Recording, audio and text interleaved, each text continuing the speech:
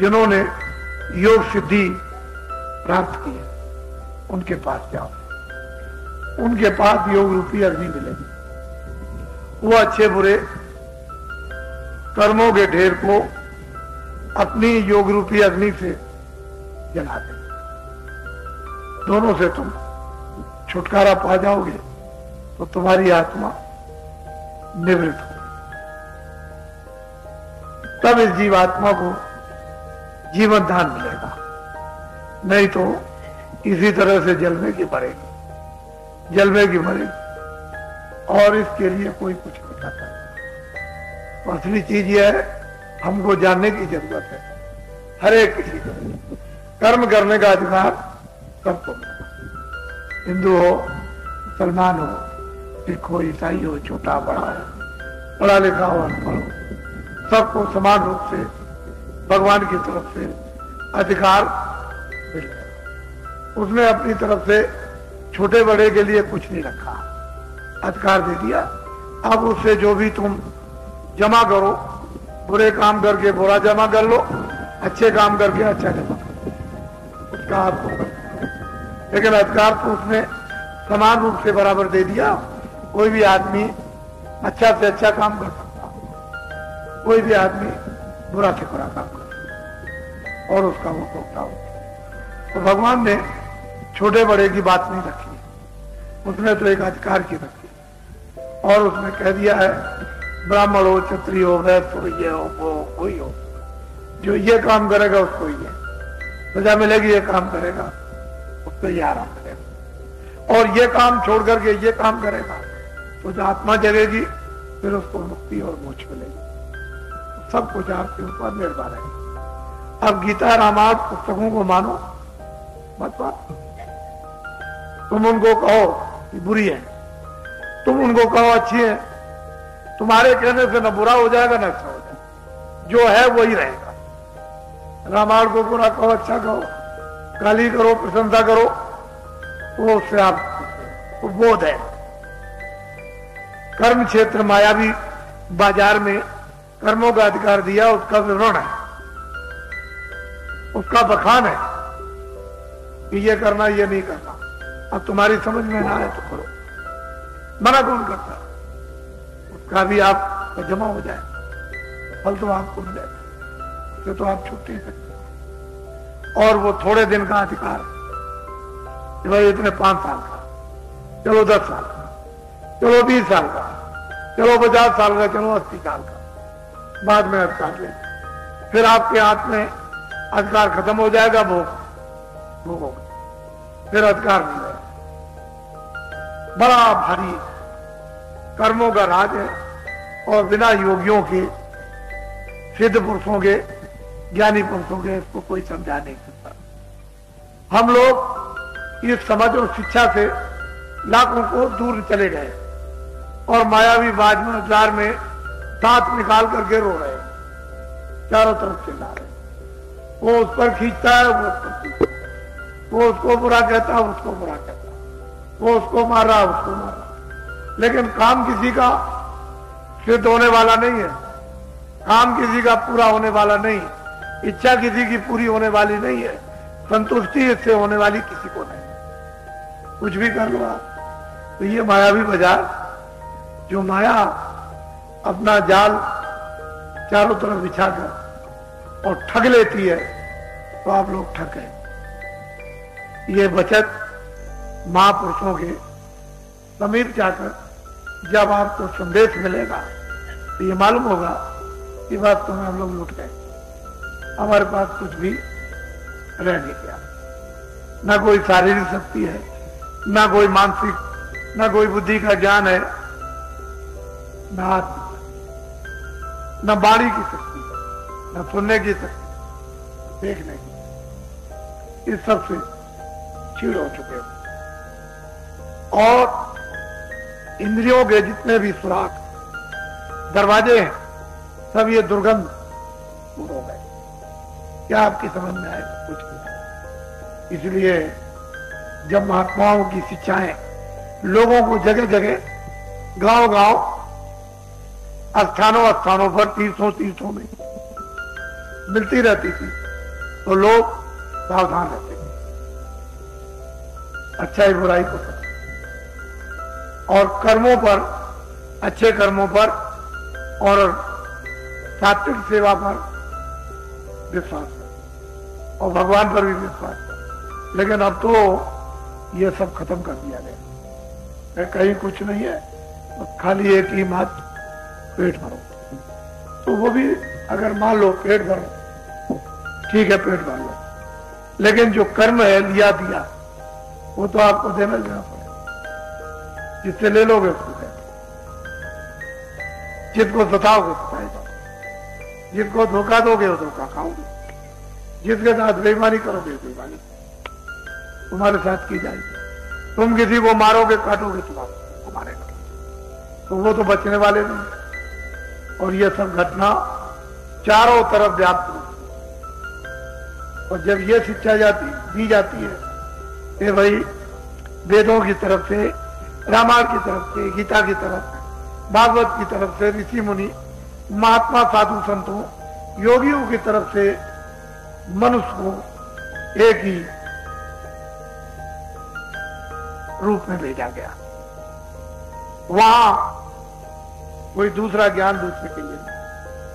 ये सब लोग अज्ञान में जल में, कुछ ज्ञान नहीं, देख नहीं सकते थे, पहचान नहीं सकते, कोई जाति नहीं थी, अच्छे बुरे काम का कोई मसला नहीं, कुछ नहीं, चाहे ब्राह्मण हो, चाहे क्षत्रिय हो, चाहे वो और कोई हो, मुसलमान हो, अज्ञान में सब पैदा हुए एक ही रूप से। और फिर लोगों को यहां आकर जो जागरण हुआ, उस जागरण में जो शिक्षा दी गई उससे आप लोग उलझ गए, फंस गए। यही माया भी वजह है। महात्माओं की शिक्षा मिलती तो क्यों फंसते आप? ये स्थान है, इसमें हर वर्गों के लोग, हर जातियों के लोग यहाँ पर, किसी के साथ किसी तरह का भी कोई भेदभाव उठने बैठने, बोलने चालने, खाने पीने का नहीं। लेकिन जब तुम चोरी करोगे, किसी को धोखा दोगे, किसी को गाली दोगे, ये तो बात मना की जाएगी कि मनुष्य का काम नहीं। मनुष्य का काम प्रेम करने, सेवा करने, सेवा लेने का उपयोग है। एक दूसरे को सुख पहुंचाना हो, एक दूसरे से सुख प्राप्त करना, शांति प्राप्त करना, दूसरे को ज्ञान देना, दूसरे से ज्ञान प्राप्त करना। ये जो मनुष्य की मानो जो शिक्षा थी, यही मृतलोक में मानव धर्म। अब इस मानव धर्म और शिक्षा को हम लोग सब छोड़ बैठे, तो एक दूसरे का तिरस्कार होने लगा, अपमान होने लगा, सेवा से गिरने लगे, हटने लगे, भागने लगे। उससे हुआ क्या? बरकत। अब तुम कुछ भी करो, बरकत जब खत्म हो जाए तो घर में पूरा नहीं पड़ने वाला।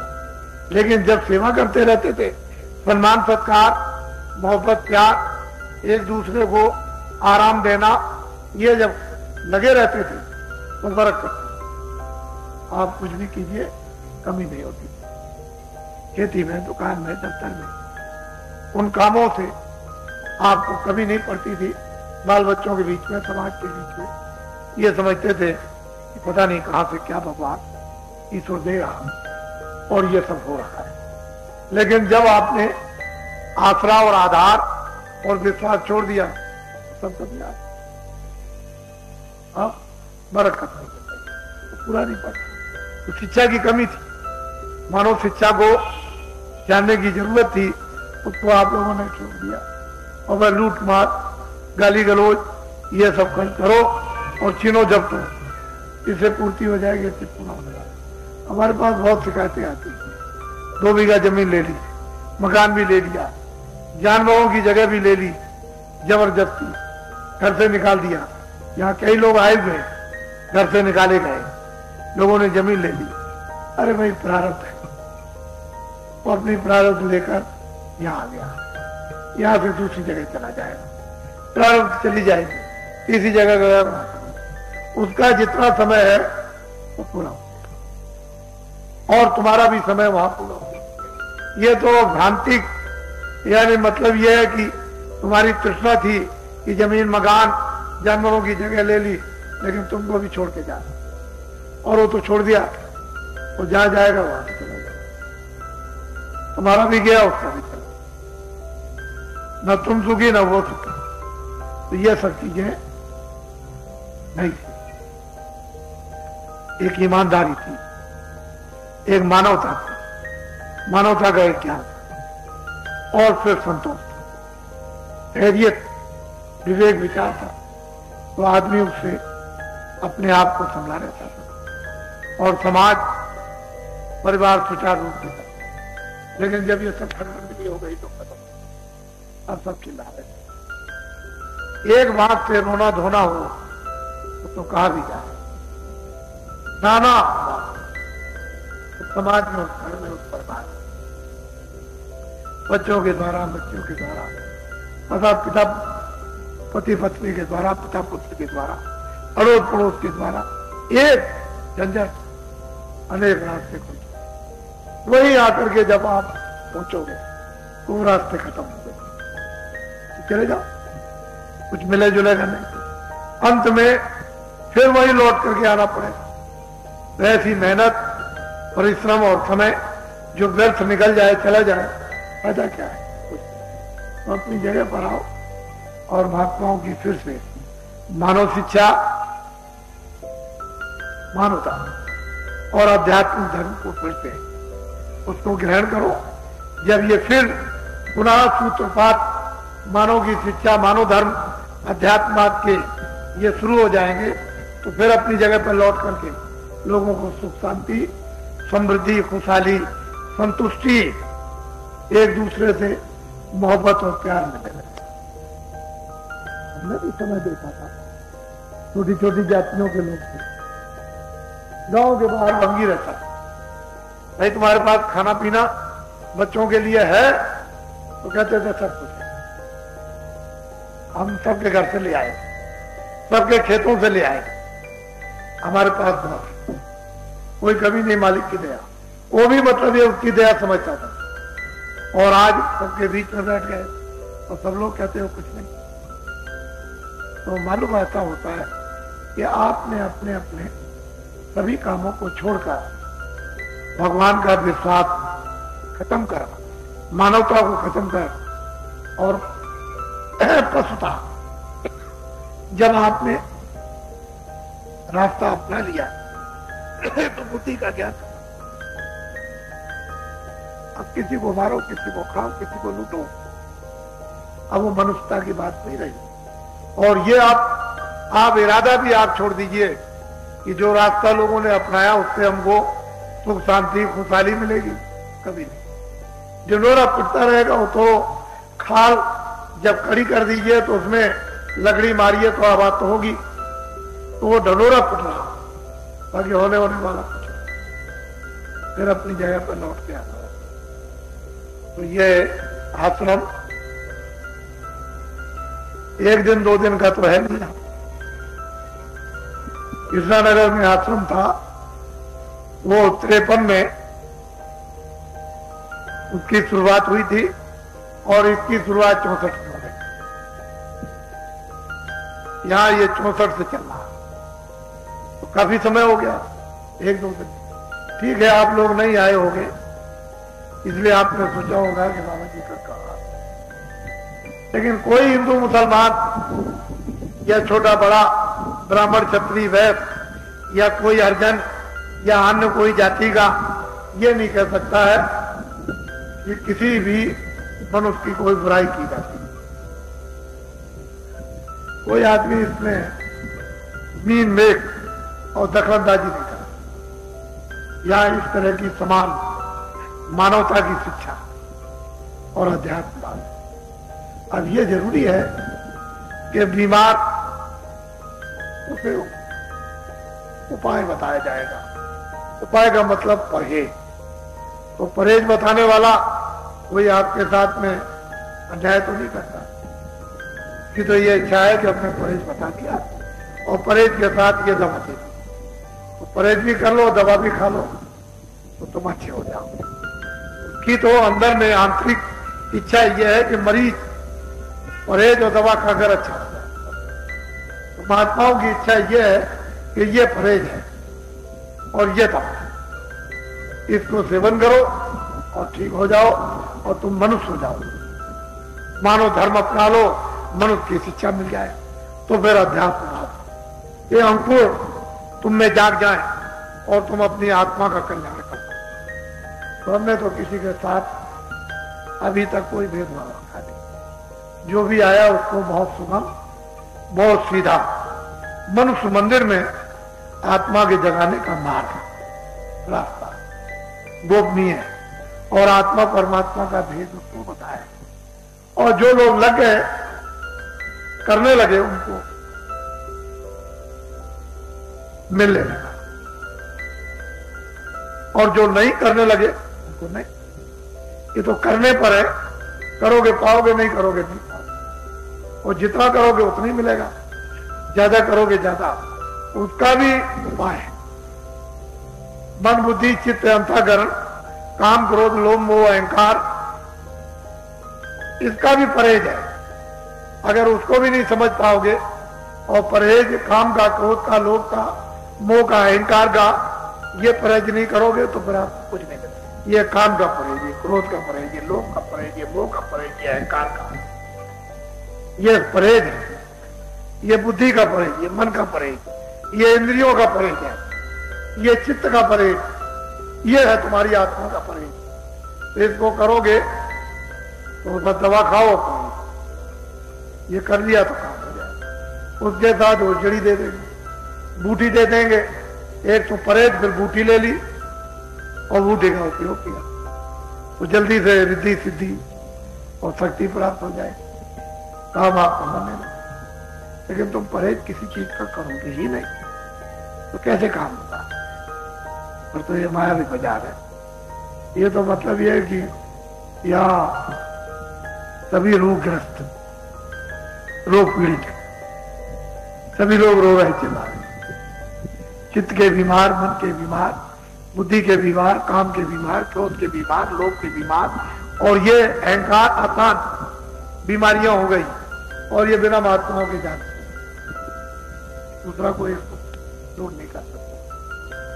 यह है कि तुम साधन भजन में जो नामदान लेकर के जाते हो उसमें उन्नति क्यों नहीं कर पाते हो? कि तुम रोगी हो, तुम परहेज करना सीखते नहीं, सुनते समझते नहीं हो। परहेज करना समझ लो, फिर तुम भजन करो तो जल्दी काम।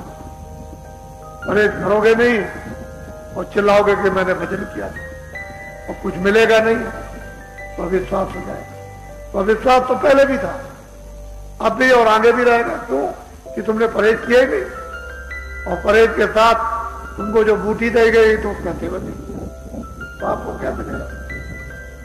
ये बहुत बड़ी स्त्री बहुत गलती करते हैं। और एक दिन के सत्संग में या 2 दिन के सत्संग में या 2 घंटे के सत्संग में क्या होने वाला? आपके क्षेत्र में गए, 2 घंटे का कार्यक्रम हुआ, वहां लाखों की भीड़ हुई, 50,000 की भीड़ हुई या 2 लाख की भीड़ हो गई। उसके बाद 2 घंटे में सब बातें समझानी, तो आप क्या क्या समझ लेंगे और क्या क्या चीज पकड़ेंगे? थोड़ा सा जैसे आदमी को प्यास लगती है तो साधन पानी के लिए जुटाना पड़ता है। ये तो कुएं के पास जाओ, घड़ा भर के ले आओ, ईंधन लगवा लो, उसमें से भर के, तो साधन तो जुटाने ही पड़ेंगे। भोजन के लिए लकड़ी है, पानी है, बर्तन है, इसके लिए फिर बनाना, साधन जुटाना पड़ेगा। ऐसे ही भजन के लिए, आत्म सिद्धि के लिए, आत्म शक्ति के लिए वो साधन जुटाने की जरूरत पड़ती है। और वो आपने समझा, नामदान तो ले लिया, ये भी कह दिया, लोगों ने समझाया कि भाई आप तो नामदान ले आए, पहले वे नामदान तो मैं ले आया, बाबा जी की फोटो भी लगा ली, लेकिन जो अंतर में गोपनीय जो भेद बताया था मालिक का, वो तो फोटो लगाई नहीं, बाबा जी की फोटो लगा ली। फिर पूछा कि भजन ध्यान, चले गए, वो तो किया जरूर बाबा जी की लगा दी और नामदान लेकर आए, और नामदान लेकर के आगे फोटो भी लगा दी। लेकिन किया कुछ नहीं, परहेज नहीं हुआ। तो लोगों ने धिक्कारा, कहा अरे तुम इतने दिन हो गए, तुम्हारा समय नष्ट हो गया और ये समय सब तुम्हारा चला गया, आप कुछ नहीं, और तुम जाने वाले हो, अब जाने का समय आ गया। तो आदमी को होश आता है कि वास्तव में सही बात है, तुम्हें अब जाने वाले कोई समाज का, घर का कोई अब तो सुनता नहीं, जवाब दे देता, तो अब अंदर भी अंदर पुरता और बात भी उठा पाता, सोचता तो जाने वाले। तो जब फिर समय आ गया तो क्या करता, तो समय को नष्ट मत करो। आपके पास जाए आप बुलाओ, आप अपने आप बुला लो, आप कुछ बुलाए जाए तब चले आप। बुलाने का मतलब यह है कि एक क्षेत्र में चिट्ठी भेजी तमाम लोगों के लिए, तो ये समझना चाहिए कि एक जगह चिट्ठी आ गई तो सबका निमंत्रण आ गया। तुम ये समझोगे कि मेरे पास मेरे नाम से आ जाए बुलावा तब हम जाएंगे, ये तुम्हारी भूल हो जाएगी, फिर रह जाओ। वो तो ये समझना चाहिए कि भाई एक कार्यक्रम होता है, सबके लिए होता है। चलो अब की नहीं आए, होली में आ जाए, होली में जाए भंडारे में आ जाए, चलो भंडारे में नहीं पहुंच सके तो साधना में आ जाए। तो ये समय, चलो अगर यहाँ नहीं आ सके तो हमारे क्षेत्र में हो रहा है, चलो वहां दौड़ के वहां चलो कुछ ले आए चलते, और न यहाँ आए न वहां गए, चुपचाप बैठे रह गए।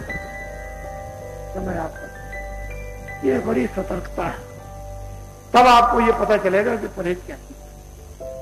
जब परहेज समझ जाओगे तो जड़ी सेवन कर लोगे उसका, फिर वो मर्ज निकल जाए, रोग दोग निकल जाएंगे, मन की, बुद्धि की, चित्त की, काम की, क्रोध की, लोभ की, मोह अहंकार की जब बीमारी निकल जाएगी तो तुम स्वस्थ हो जाओ, फिर मजा।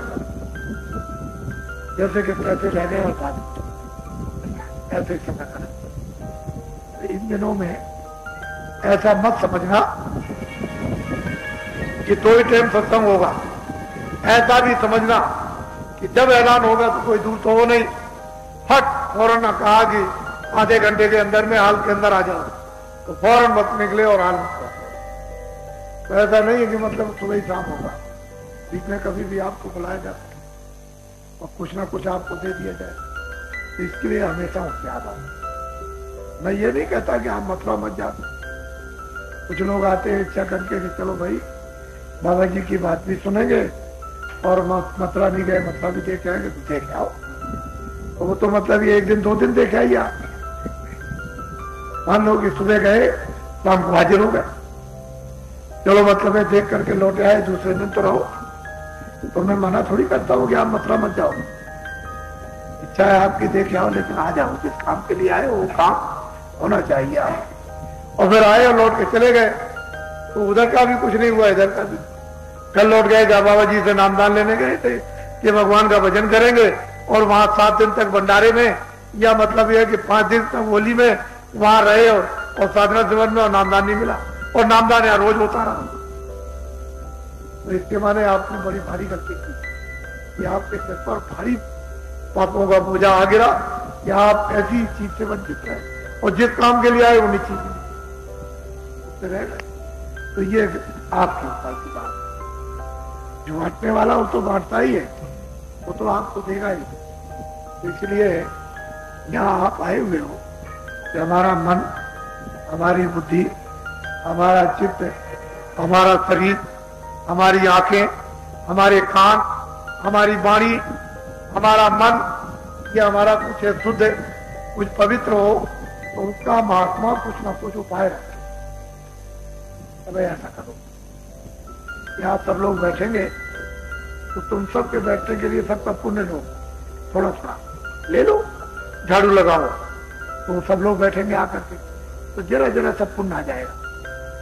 जब सबका पुण्य आएगा तो एक जमा हो जाएगा, ढेर हो जाएगा। तो एक साफ कर दिया, चलो किसी ने कहा चलो पानी पिलाएंगे, तो पानी पिलाने लगे। इस तरह की भांत भांत की पुण्य को सार्वजनिक सबके लिए सेवाएं होती हैं, अपनी अपनी यथाशक्ति के अनुसार सब लोग थोड़ी थोड़ी सेवा सबकी करते हैं, तो उसमें पुण्य से मन शुद्ध होता है, इंद्रिया शुद्ध होती है, बुद्धि शुद्ध होती है। और फिर जब आप नामदान पाओगे, भजन करोगे, तो भजन में मन लग जाएगा, बुद्धि और चित्त लग जाएगी, तो फिर आपको आंख आपको वो शक्ति और ज्ञान जो अलौकिक है, अवचनीय है, जो कृपा द्वारा ही पाया जाता है, ऐसे पैसों से नहीं मिलता। लोग समझते होंगे कि 7 पैसे बांट दिए जाए तो मिल जाएगा, इसलिए बहुत से लोग इस माया नगरी में अमूलक वस्तु से वंचित रह जाते हैं और महात्मा सबको सार्वजनिक मानव आत्माओं को देना चाहिए। उनकी तरफ से किसी तरह का भी किसी के लिए कोई परहेज नहीं होता है। तो यही समझते हैं कि एक घड़ी आधी घड़ी, आधी में पुनः, अरे किसी भी घड़ी में उसका भला हो जाए, वो हमेशा ये विचार करते रहते और आप इसलिए यहाँ रह जाते हैं। तो यहाँ सच्चा रास्ता मिलेगा, सच्चा भेद मिलेगा, सच्चा नाम मिलेगा, सच्ची उपासना मिलेगी, सच्चा दरवाजा मिलेगा, सच्ची जुक्ति मिलेगी। रास्ता का मार्ग जो है साधना का, वो सहज मिलेगा और सुलभ मिलेगा और आसान मिलेगा और सब इसको कर सकते हैं। लेकिन अब यह है कि इतना बड़ा आसान ऊंचा मार्ग और उससे भी लोग धर्म स्थलों पर वंचित रह जाए तो उन्होंने खोजा नहीं। अगर वो खोजते, जगह जगह जाते कि हमको सत्य वस्तु मिले जो हमारी सच्ची आत्मा, तो कहीं ना कहीं आपको मिल जाती। तो इधर उधर चक्कर मारा और लौट के चले गए। पूछा कि भाई मथुरा वृंदावन गोकुल बरसाना हुआ है, चले गए घूमने आए। जिस काम के लिए आपको यहाँ आना आए थे वो तो काम कुछ हुआ नहीं, लौट के चले गए। ऐसे कितने बार लोग कितने आए और चले गए कुछ नहीं। तो इसलिए तीर्थों में जाओ तो उन महापुरुषों की तलाश और खोज करो जिससे कि मनुष्य मंदिर में आत्मा का सच्चा भेद भगवान का मिल जाए और सहज इस कलयुग में, और फिर साधना कर अपनी आत्मा को जगा लो। तो जीवन में जो ज्ञान प्राप्त करोगे अलौकिक, वही तो लिखोगे। और जब आप लिखोगे तो किताबों में देखोगे कि ये तो औरों ने भी देखा था, हम भी देख रहे हैं, औरों ने भी पाया, हम भी पा रहे, और भी मुक्त हुए, हम भी मुक्त हो गए। तो लोगों को ये विश्वास हो जाता है पीछे भी बात, और अब भी और आगे भी आए। तो जो नए लोग आए हुए हैं, कल से कुछ जल्दी कर रहे थे स्त्री को कि नामदान मिल जाए, तो आज का दिन बड़ा अच्छा है, क्योंकि इसीलिए 1 अगस्त से और 6 अगस्त तक इस 79 में ये साधना कार्यक्रम रखा गया और ये 6 तारीख तक चलेगा। तो आज नामदान का बड़ा अच्छा दिन, अच्छी घड़ियां है। ऐसे ही इंतजार करना चाहिए कि अच्छी घड़ियों में नामदान मिले, उसका असर भी होता है, उसका लाभ भी होता है और दया भी होती है। फिर उन घड़ियों में आप प्रारब्ध पुण्य सहयोग देता है। ऐसी घड़ियों की इंतजारी रखनी चाहिए। जो लोग इंतजार करते हैं वो फिर ठीक हो। तो मैं नामदान अभी आपको दिए देता हूं। इस नामदान के पहले कुछ ऐसी चीजें वर्जित हैं, यानी परहेज में आएंगी। एक तो शाकाहारी रहो, जितने अनाज है वो खाओ, जितने फल है उसको, दूध घी को जितने बार चाहो खाओ, लेकिन शाकाहारी रहो। तभी ये सुलभ और सहज आत्मसिद्धि की साधना भगवान दर्शन की कर सकते हो।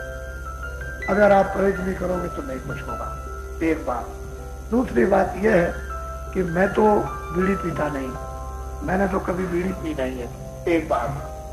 कोई सिगरेट, कोई गांजा, भांग मैंने तो पिया नहीं। ये जरूर है कि बीड़ी, तंबाकू, सिगरेट आप पी सकते हो और छोड़ना चाहो तो छोड़ सकते हो, लेकिन ऐसा कोई नशा मत करो इसके अलावा कि जो बुद्धि को खत्म कर दे और तुरंत बुद्धि को पशु बना दे। ऐसा नशा करोगे तो ये साधन फिर आपकी कल्याण। जब बुद्धि के उस नशे में, यानी बुद्धि नष्ट में चले जाओ तो फिर सब पशु कार्य हो जाए और उसमें ये साधना नहीं होती। इसलिए अभी तक तो जो आपने किया है वो तो आपने कर लिया, उससे तो कुछ मिलने वाला नहीं, सिवाय नुकसान के। फायदा उससे मिलेगा और अब आपको बंद कर देना चाहिए। अब वो काम करना चाहिए जिससे आगे हमारा जो समय बचा है, प्रारब्ध हमारी बची हुई है, कुछ लाभ होगा। नुकसान तो हो ही गया, लेकिन लाभ वाला काम करना चाहिए। तो कुछ परहेज है, बाकी तो कोई परहेज नहीं, कोई कपड़े पाए, खाना खाओ, बच्चों की सेवा करो, दफ्तर का काम करो, खेती का काम करो, दुकान का काम करो, आए गए का सत्कार करो, समझ गए। सो भी रात को, लेकिन यह है कि तुम 1 घंटा समय बचाकर, मनुष्य मंदिर है, इसमें सच्चे भगवान का मन है। जब इसका दरवाजा खुल जाएगा तो रास्ता सड़क मिलेगी, वो नाम की सड़क है, वो शब्द की सड़क है। उस सड़क पर जब खड़े होगे तब तुमको होश आ जाए। उधर अंधकार नहीं है, ना सूरज उधर निकलता है ना डूबता है, ना उधर सुबह होती है ना उधर रात होती है। उधर तो मतलब यह है कि प्रकाश ही प्रकाश है। तो नाम और शब्द है एक ही, लेकिन दोनों में प्रकाश है, दोनों एक ही है। शब्द उसी को नाम कहते हैं, उसी को शब्द कहते हैं, उसी को बाजा कहते हैं। तो ये मनुष्य मंदिर में 24 घंटे वो बज रहे हैं। लेकिन जब तुम बहरे हो गए, आंखें अंदर हो गए, तो तुमको सुनाई क्या देगा? तो आदमी बहरा हो गया, अंधा हो गया। कितने जुग जुग बीत गए, तब तो तुम बहरे अंदर। अब कोई ऐसा मिले जो तुम्हारी आंख और कान खोले, ये बहरापन, अंधापन खत्म कर दे, वो होश आ जाए, सुनने का भी होती है। तभी तो तुमको आध्यात्मिक वाणी जब सुनने को मिले, आध्यात्मिक सुंदरता, तभी तो तुमको होश आएगा। अपनी आत्मा का नहीं तो क्या होता, कुछ नहीं आ सकता। तो आप सावधान लोग, जो पुराने लोग हैं, कभी कभी वो भी गलती करते हैं, कभी आगे कर दिया, कभी पीछे कर दिया, या किसी को भ्रम हुआ उसने आगे पीछे करा दिया। कभी कभी ऐसा हुआ कि आज करेंगे कल कर लेंगे, आज नहीं, चलो 1 महीने नहीं अगले महीने को पूरा कर देंगे, चलो अगले महीने नहीं 6 महीने में पूरा कर, चलो अगले साल करेंगे। महीना भी गया और 6 महीने और साल भी, कुछ नहीं हुआ, ना भजन हुआ ना ध्यान हुआ, निकल गया। तो ऐसा भी हो जाता है, संग दोष है। अच्छा संग मिल गया, भजनानंदियों का, जो भजन नहीं करते उनका संग मिल गया, तो संग में फंस गए। ये भी बहुत परहेजी है, इसको भी ठीक करना, इससे भी परहेज करना। अच्छे लोगों का संग हो और बुरे लोगों को छूट जाए। आपको सब चीजों का थोड़ा बहुत निगरानी, सत्संग वचनों के अनुसार रखनी पड़ेगी। विचार अपना स्थिर बनाना पड़ेगा। पहले आप सावधान रहो। जो भगवान का नाम मैं बोलूंगा, सब लोग एक आवाज में बोलेंगे और फिर से पुराने नाम को दोहराएंगे। जो नए हैं वो सबके साथ एक आवाज में बोलेंगे, कोई आगे पीछे नहीं। जो नाम मैं बोलता जाऊंगा, आप बोलते जाना। जब मैं चुप हो जाऊंगा तो आप नहीं चुप हो जाना। इसी को कहते हैं दीक्षा, इसी को मंत्र। ये कान फूक, लेकिन जिस तरह से आप समझते हो कि कान फूका जाता है, कान फूकने का मतलब असल में अर्थ तो सही है, लेकिन आपके विचार होते हो। वो कहते थे कपड़ा डाल दिया और मंत्र दिया गया उसके कान में, और मंत्र देते ही समय घंटा बजता था, बाजे बजाते थे, ये दिया जाता था। अब उसमें आपको कोई मंत्र समझ में नहीं आया, पूछा भाई क्या मंत्र दिया था, कह लगे वो तो हमने सुन नहीं पाया।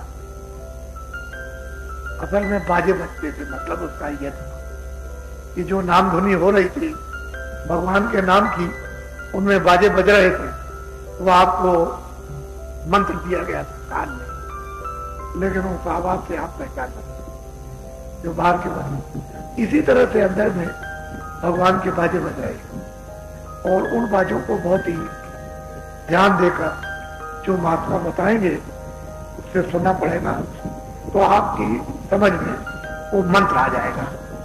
और ध्यान नहीं दोगे तो मंत्र भी समझ में नहीं आएगा और बाजों का अर्थ भी समझ में नहीं आएगा और बाजों का जो ज्ञान है वो भी समझ में नहीं आएगा। तो ये नामदान है, सबका निचोड़ नामदान, ये सर्वोपरि दान है। इसको लीजिए, जो भगवान का नाम बोलेंगे सब लोग एक साथ एक आवाज बोलना। बोलो जय गुरुदेव।